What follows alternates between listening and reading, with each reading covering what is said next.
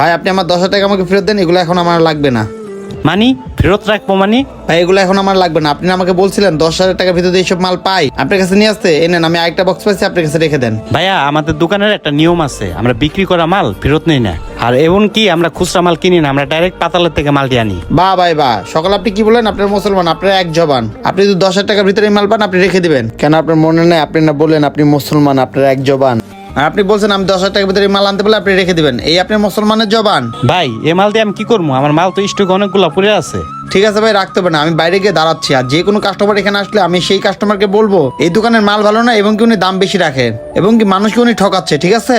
আর এটাও বলবো এই দোকানদার বেশি দামে মাল বিক্রি করে আর ওই দোকানদার কম রেটে মাল বিক্রি করে, তখন আপনার কেমন লাগবে এটা আমি দাঁড়িয়ে দেখবো। কি ব্যাপার ভাই, আপনি কি বলতেছেন এগুলা? আপনি কি আমার ব্যবসার ক্ষতি করতে চাইতেছেন? ঠিক আছে ভাই, আপনার যদি মনে হয় আমি আপনার ক্ষতি করতে চাচ্ছি তাহলে আপনি আপনার জবান রাখেন, আপনি মালগুলো রেখে দেন, আপনি আমাকে টাকা দিয়ে দেন, আমি চলে যাই।